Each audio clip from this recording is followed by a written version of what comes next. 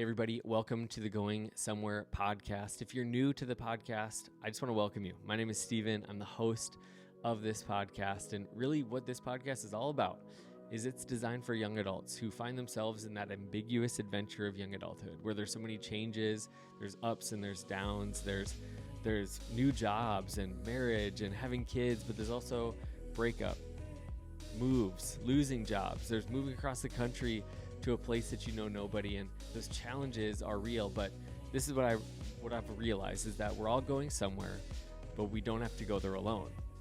We're all going somewhere. Why don't we go there together? And so that's what the heartbeat of this podcast is. Normally, I interview somebody. I sit down with somebody. We have a conversation. We talk about the lessons that they've learned and what we can learn, and we apply it to our lives as a community.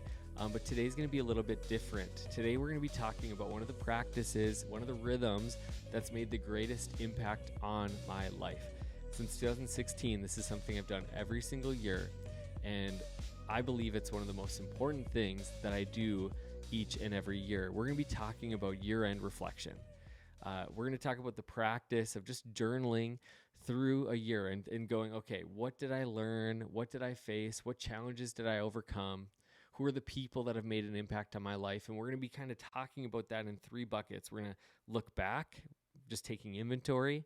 We're going to reflect, really think about, meditate what we learned, who we are, and all those things. And then we're going to go forward. We're going to think about, okay, but based on what I learned, based on what I've walked through, based on where I'm at today, what do I need to do to go forward? On a map, there's two pins that are the most important. We have the destination pin. This is where I'm going. This is where I'm headed. Some of us don't know where we're headed. A year-end reflection practice will help you with that, but also some of us do. But here's the next thing. Not all of us know where we're at. And that's what I hope this practice, this rhythm will help you discover is where I'm at today. Like, what am I feeling? What have I faced? And how does that shape me? What am I thinking about? What am I dreaming about? And I want us to really take inventory of that and then move forward with confidence. And so I developed a year-end reflection guide. You can find this on my website at stevenglosser.com/freebies. It's going to be in the show notes below as well. But what this guide is really just, it's 12 journaling practices that I walk you through to help you develop this practice of year-end journaling, so that you can really do it with intentionality, do it with purpose. So this episode is actually going to build on that guide. So if you don't have that guide already, I encourage you to pause the podcast, go over, it's all free. Just go to stevenglosser.com/freebies. You can get that there, and then you can actually open it side by side as you listen to this or watch this episode, and I'll guide you through this. And I obviously know you're not going to probably do this today, but what I encourage you to do, what I challenge you to do is over the next 2 weeks, take some time to journal through your past year, to do this exercise. Take a few hours out of your schedule, put it on your calendar even, and say, this is when I'm going to go to a coffee shop. This is when I'm going to sit down and do this. And I guarantee you it's going to make an impact on your life. I guarantee you it's going to allow you to slow down and to catch themes and to catch things that maybe you would miss if you were just to keep going. Because here's the deal. You're going to hear this saying over and over again in the next couple weeks. New year, new me. And by intentions, that's true. And that's great. Many of us do enter a new year and it feels like a turning point. It feels like a change, but it's not. What oftentimes happens is we enter a new year with the same struggles. The old us comes into the new year. And so what we're going to do is develop this practice of year-end reflection that's going to help you understand who you are, where you've come from, in order to make an intentional course of where you want to go. But not only where you want to go, but where God wants you to go. Because that's the beautiful thing in this, that as followers of Jesus, we don't have to just set goals and say, okay, this is what I'm going to do. This is where I'm going to do it. This is when I'm going to do it. No, we can actually pray and have this be a prayerful action where we say, God, what is it that you see in me? What is it that you want to change in me?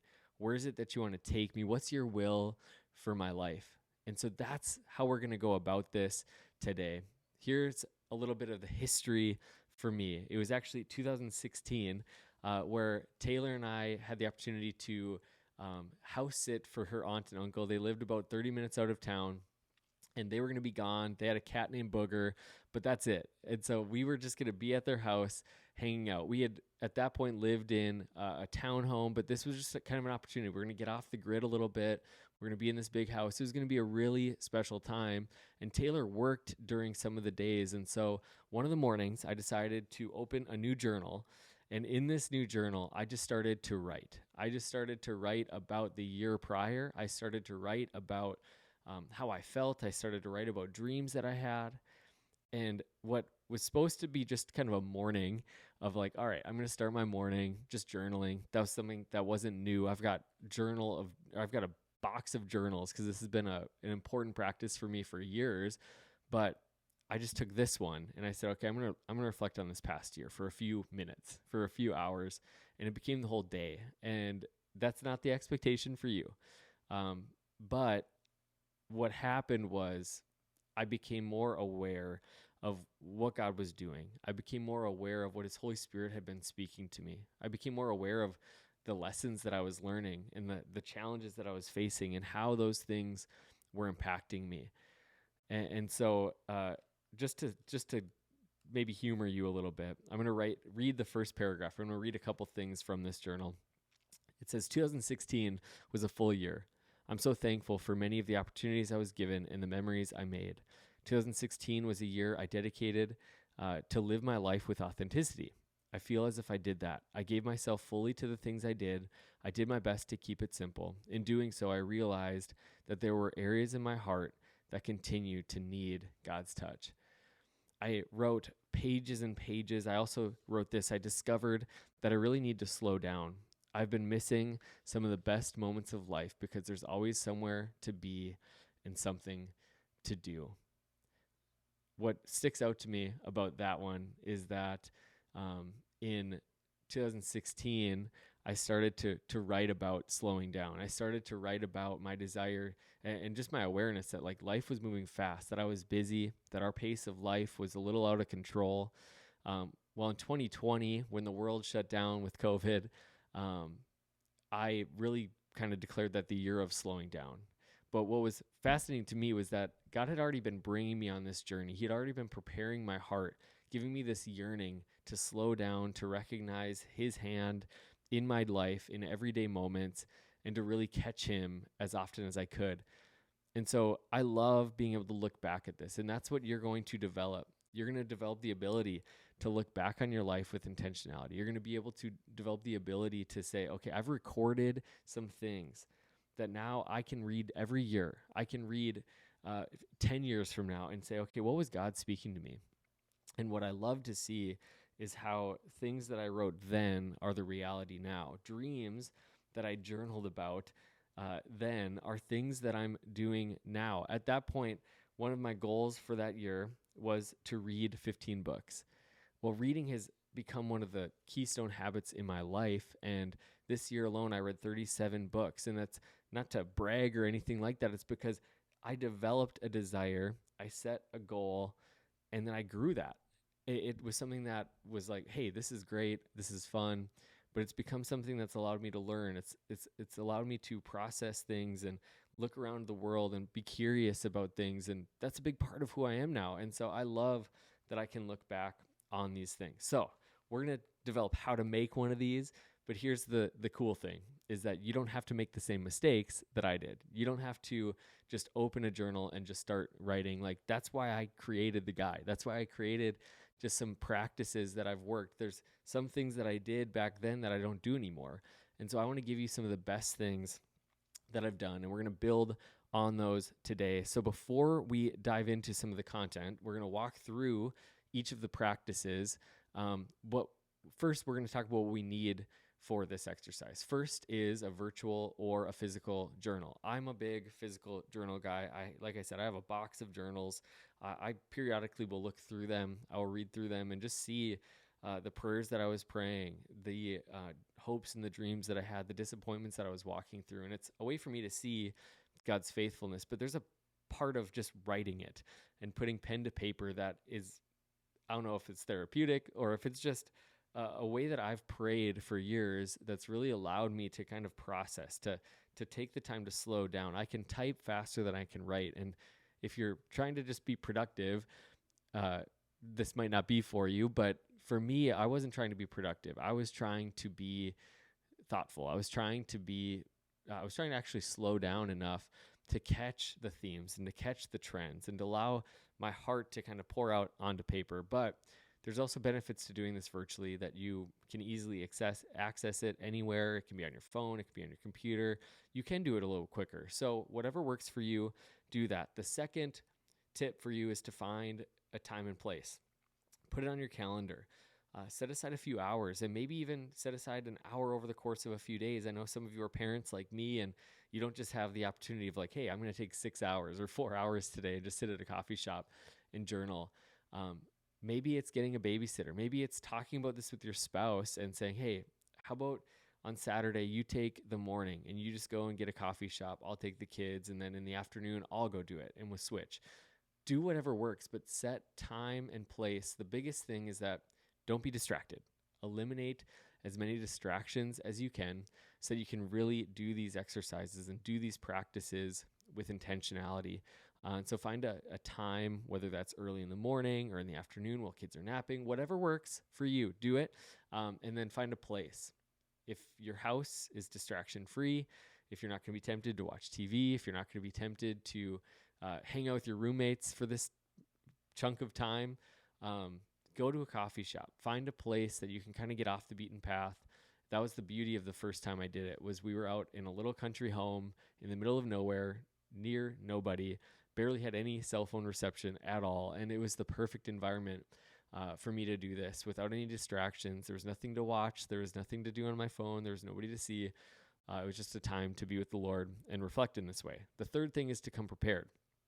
Come prepared, one, just mentally. Sometimes it's going to take time to kind of get into this reflective place of just kind of like, all right, everything's moving fast. And now I'm going to slow down.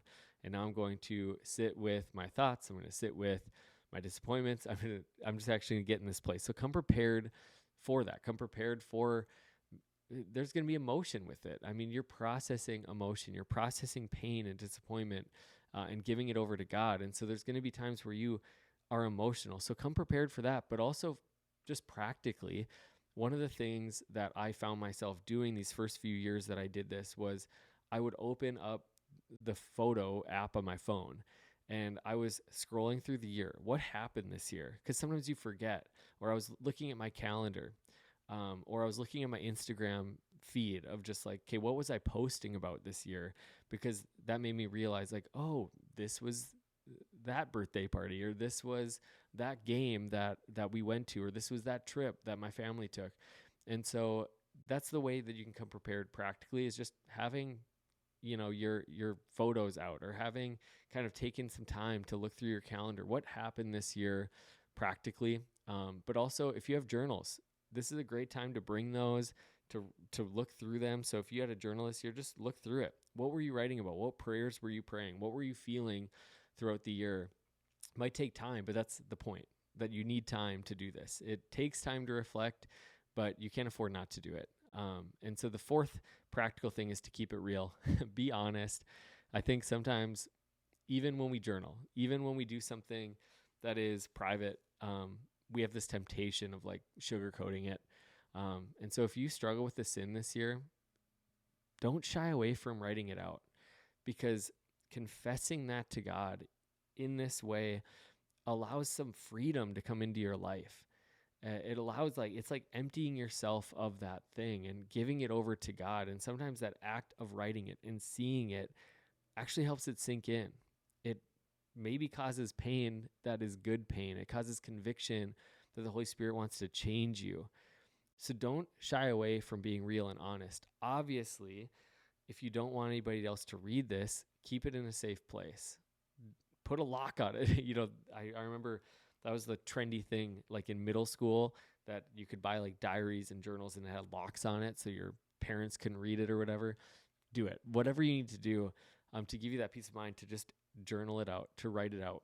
I've oftentimes thought, like, what if 10 years from now, my kids find a journal that has sensitive information or that has things about a struggle or about a pain in our marriage or whatever the case is. And honestly, I've had to humble myself and realize, like, that would be a blessing. That would be a blessing for my kids to get a glimpse of dad at a point where maybe they just saw me in one light, in one way, whether it's through fun or through discipline or whatever it is that they think about me. But they realize, like, man, there's more to the story. And it's so cool to see how God has changed my dad, how he's changed their marriage, how he's brought freedom into his life, and that the person he is now is different than the person he was then. And I hope that that's something my kids see someday. I'm not afraid of that because this is who I am. And I want them, when they're ready and in that appropriate time, to understand what's made me me. And I think that's a powerful tool that we can give to our kids at the right time, at the right moments, when they can handle it, when they can understand it.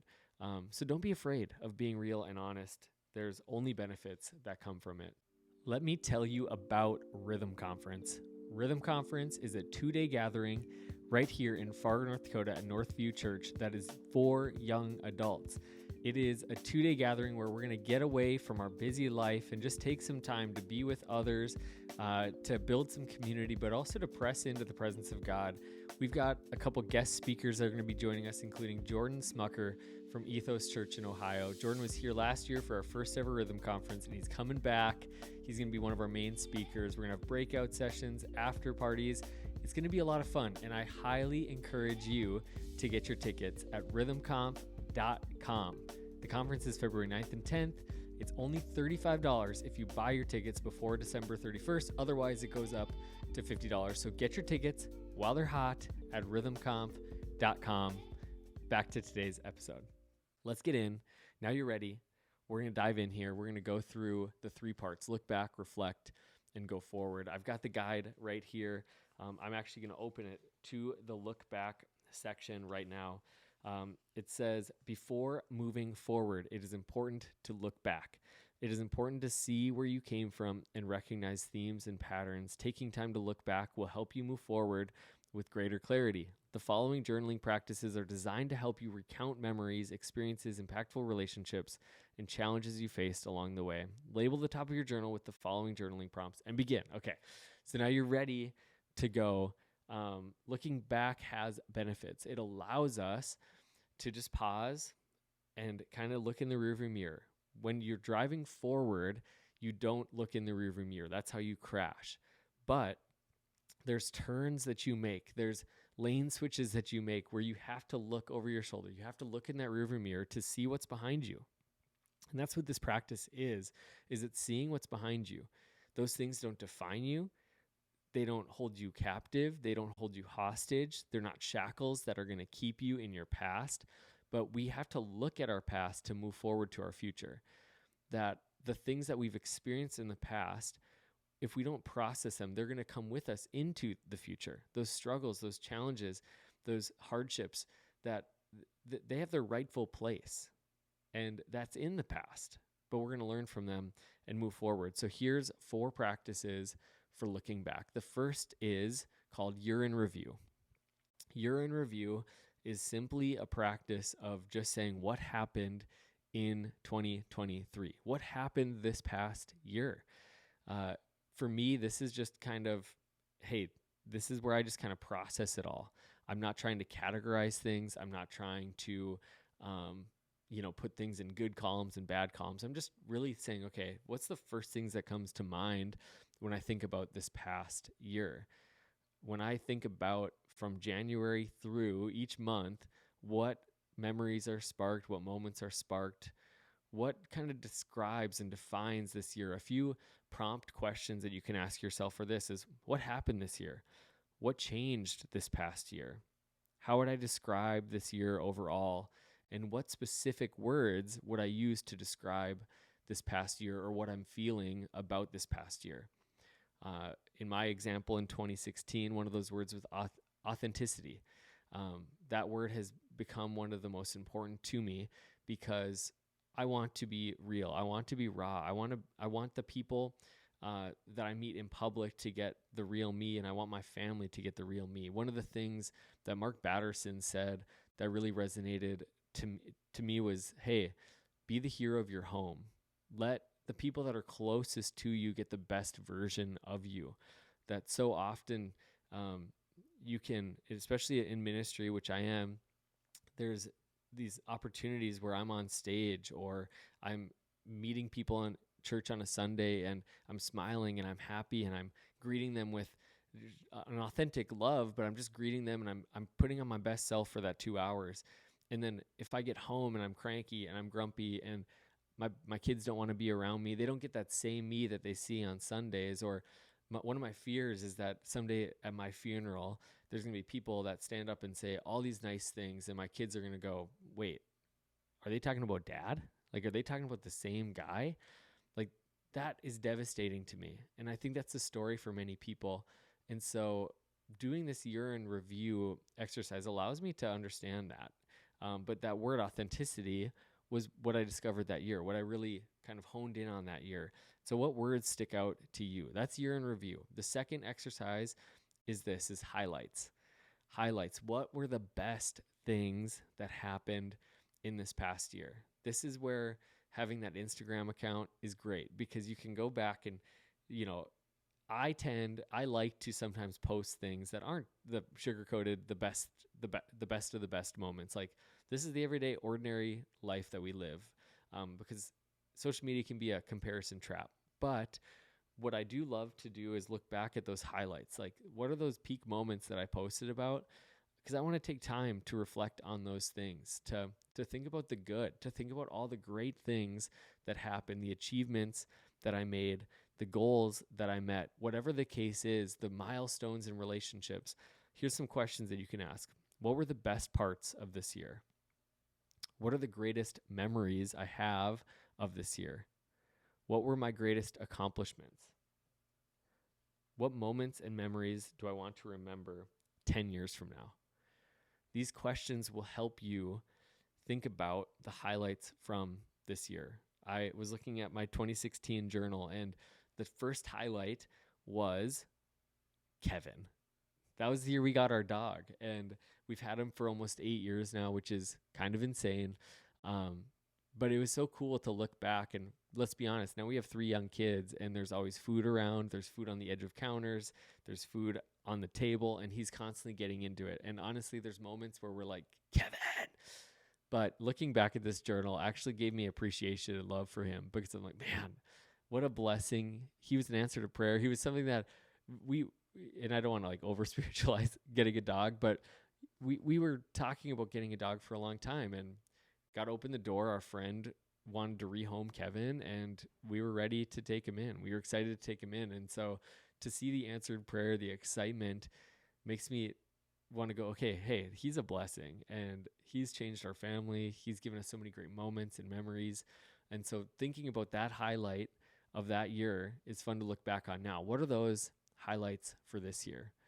The third practice is greatest challenges. So now we're going to kind of pivot, and we're going to start to write about the things that were the most difficult this year, the challenges that we faced, the struggles that we walked through, the loss that we suffered, the pain that we encountered.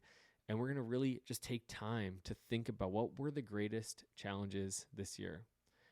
What are the sin struggles that you're maybe carrying into this year? What are the sin struggles that you're still holding on to and walking through? These are some of the things that as we take them, we're not just going to leave them there. We're not just going to define them and say, well, that was the challenges. No, we're going to learn from those challenges in our next section.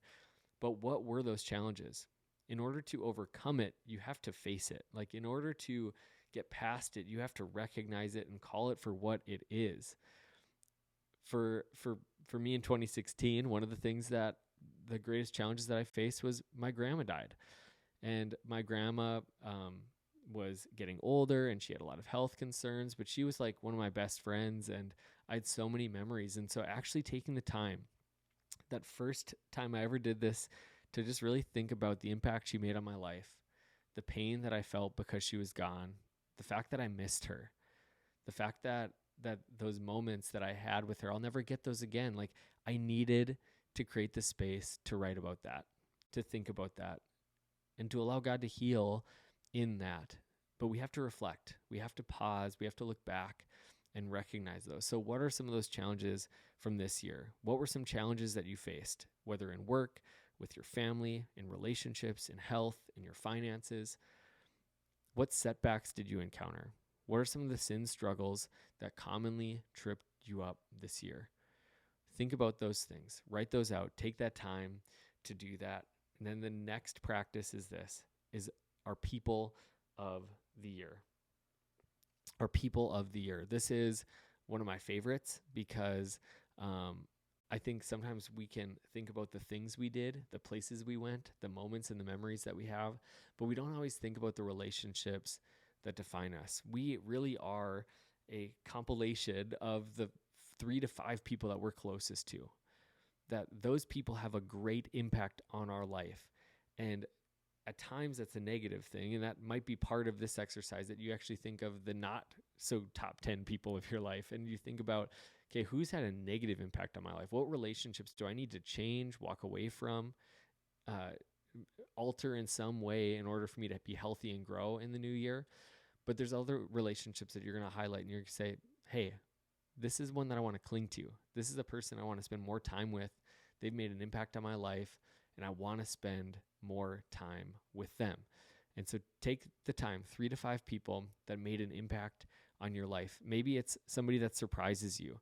Maybe it's somebody that came into your life this year, a new friend that came out of nowhere. Take time to write about that. Think about the people closest to you, but then work out. I know for me, one of the people, even just this year, was my friend Noah. I didn't really know Noah last year, but Noah came into my life. He actually does my finances. We do some finance stuff together, but he's been a friend in this season of life. We have a lot of shared interests. He just had his first baby. We've just been able to kind of help them journey with that. And he's somebody that's made a big impact on my life. He might not be the first person that comes to mind, but when you take the time to reflect, you think about, man, there's a lot of gifts that God has given me in the form of people this year. So who made the biggest impact on your life this year? Who comes to mind, or who came into your life that made a difference? Who are you grateful for? What people made you better this year? So now we're going to move to the reflect section. So now we've looked back, and now we're going to reflect. This is creating space to look back, allows you to momentarily escape the cycle of continuous activity long enough to recognize where you come from and recognize themes from this past year. The next step is to pause in order to give God praise, surrender challenges, embrace lessons, and set a new course. So that's what we're going to do now. We're going to talk about 4 practices that I do each year that help me to reflect on the year. So one is a gratitude list. So we've talked about the highlights. We've talked about year in review. We've talked about people of the year. Now I just take a journal and I make I try to do 50, and this might be a stretch for you, but that's the point. It's to go beyond. I'm thankful for my house. I'm thankful for God. I'm thankful for my family, those Thanksgiving, go-tos. But this is where we kind of dig in and we say, okay, I'm going to write 50, 1 through 50. And I'm just going to write things that come to mind that I'm thankful for. I'm going to write things that I'm grateful for this year. I'm going to make a list and let it get specific. Don't let it just be the big things. Kind of hone in on those small things. What are you grateful for? What are the surprising blessings of your life? In what ways have negative moments created gratitude? In what ways have pain points caused gratitude? It might have been perspective. It might be a new person that came into your life because of the pain in the past. I remember being in college and after college, going through a really hard breakup. And it was a difficult season of life. But 2 years later, when I was reflecting and thinking about the different struggles, the different things that I had walked through, I was married to Taylor. And of course, that was painful in the moment, but it opened the door for a new blessing in my life. So those pain points can be blessings that you can be grateful for. So what are you grateful for? The next practice is life lessons. What did you learn? So think about those challenges. Think about the mistakes. What did you learn from those things? And so write out those lessons. One tip that I have for you is to write it out as if you're teaching a curriculum based on your life to somebody else. What are the lessons that you want to pass on to that person? I love this exercise because it actually helps me like hone in on those mistakes or hone in on those challenges and say, because this happened, I learned blank. Because I walked through this relational hardship or this friendship fell apart, I learned that I need to stay in touch with people that move far away. Whatever the case is, learn those lessons. So a few questions you can ask. What can I learn from the challenges I faced this year? What can I learn from mistakes I made this year? What did God teach me through his word? And what books did I read? And what were the takeaways from those books? If you are a book reader, this is a great opportunity to just pause, pull out the stack of books, look at your Audible and say, okay, what's one thing I learned from each of these books? And write those down. Those are lessons that you can learn that you can bring with you into the new year. The third reflection practice is check the scoreboard. This one, I'm not going to take a ton of time to dive into because this could be a whole nother podcast. This could be a whole nother lesson in itself. But one of the things that I started to do is I started to take the different areas of my life, my family, my marriage, my parenting when I became a parent, my work, my hobbies, my health, my finance, all those areas of my life. And I started to give myself a grade. I was an athlete in high school. I almost said I am an athlete, but that's questionable. So scoreboard, that metaphor, that idea of a scoreboard that I can see, where am I at, is helpful. And so in reflection, I started to give myself grades. Okay, I'm going to give myself a B in marriage. I'm going to give myself a B in parenting. I'm going to give myself a D in hobbies. I just didn't create the time for those things. And you can write a little bit about why you gave yourself that grade, and that will help you understand where you are today. So that check or that scoreboard is important. So how am I doing in different areas of my life? And then a follow-up question is, why do I think I did poorly in some areas and good in other areas? What would it look like to be healthy and whole and moving forward in each and every area of your life? And the fourth practice is a simple one. It's a prayer of thanksgiving. Just take time, whether it's written or just verbal, just to praise God and thank him for the year that you just walked through. So thank him for 2023. Just write out, God, I thank you for the good things, the great moments, and the challenges. I thank you for what you've done in my life. I thank you for how you've changed me, how you've molded me, how you've shaped me, and that you have good plans for me in the future. Pray that prayer. Pray a prayer similar to that, and carry that with you into the next part of this exercise. The next part is go forward. So we looked back, we reflected, and now it's time to go forward. Now that you have looked back and reflected on the year, it's time to set the course for a new year. A key benefit of year-end reflection is gaining needed perspective in order to go forward with greater purpose and intentionality. Learning from and processing past gives you clarity moving into the future. And so here's the exercises or the practices for this section. One is word of the year. So as we look forward to 2024, one thing that I've done for the last actually probably 10 years is I've picked one word for the year upcoming. And of course, other things happen, other words kind of rise to the surface. But as I look forward, as I take in what I just journaled about, and I look forward to the new year, what's one word that comes to mind? And so it might be, or a phrase, it could be slow down. It could be intentionality. It could be family. Whatever that word is, write that down and write why that word matters. And if you need to make a list of words to kind of kick it off, do that. And then just kind of cross them off, rank them. I love to rank things. So that's a 4. I'm going to give that word a 4. It means something, but it's not all the way there.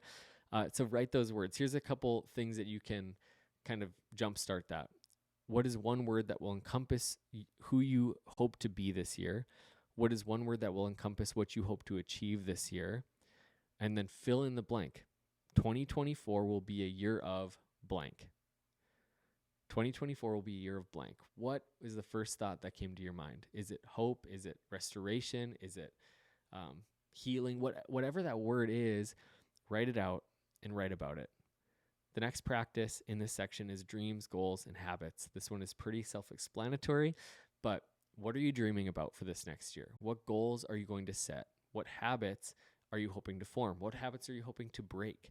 As you reflected, you might have caught some themes of habits that maybe it's the way that you watch Netflix late at night, or you lay in bed and scroll on your phone, or a sin struggle that you have. And okay, we're going to set new intentions. We're going to set new goals for this new year. So dreams, what are you dreaming about? For me, there's a lot of dreams this year that as I'm processing, as I'm praying and I'm reflecting, this is a year that I'm excited about. I'm hoping to release my first book this year. I'm hoping to record more episodes of the podcast this year. I'm hoping to develop more resources, but there's also things at church and at work that I'm so excited about, of launching new life groups and training new leaders and helping new people come to a deeper relationship with Jesus. So what are the dreams, the goals, and the habits for this new year? The next one is envision future. So we did our scoreboard exercise. Now what I want you to do is actually take that scoreboard, take those categories, and then write from the perspective of you plus one. So you, at the end of the year next year, I want you to write what that ideal year would look like. Hey, in 2024, I was a present husband, that I gave my best attention to my wife. I greeted her first when I came home, even though the kids were clamoring for my attention. I wanted my kids to see that my wife is the most important person on this planet. Write out that. Write out what it looks like to have lived a healthy, whole, happy year in those areas of your life with God's help. So write that out. Envisioned future. Write it from that perspective. Don't write it, I hope to do this.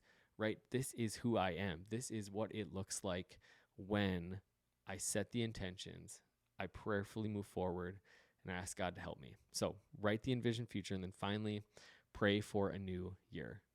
Pray over the year. I call it it'll be my 2024 prayer. God, in 2024, I pray that blank. I pray that this relationship's restored. I pray that this dream comes to fruition. I pray that you make an impact in and through me. Whatever it is, just write out those prayers, journal those prayers, and give those to God. I hope this was helpful. Again, if you don't have this reflection guide, I encourage you to download it, print it, use it on your iPad, whatever you need to do.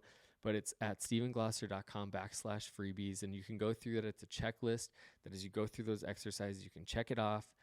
I encourage you to do it. I would love to hear about how it goes for you. You can maybe comment on the podcast, or you can send me an email at hello@stevenglosser.com. I would love to hear your thoughts. What practices worked? What were the challenges? What questions did you have in hindsight?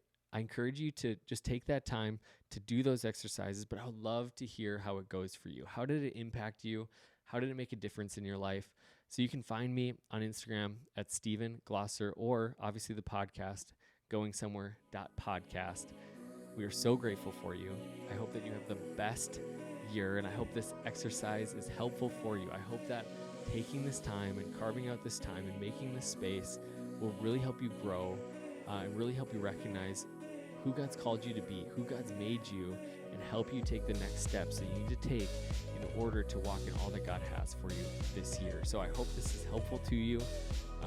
If you don't already subscribe to the podcast, make sure you subscribe, follow us on Instagram, also on Spotify, or wherever you listen to this, on YouTube, whatever you do to get this content, make sure you follow us there. And I encourage you to share it with a friend. Especially if this episode was helpful, share this episode with somebody. Put it on your Instagram, send it in a text message. The more people that hear it, hopefully the more people that are impacted by it, that will have this experience of really reflecting, looking back, and moving forward with greater confidence and greater hope. But hey, we love you. Thanks for listening to this week's episode of the Going Somewhere podcast. We'll see you again real soon.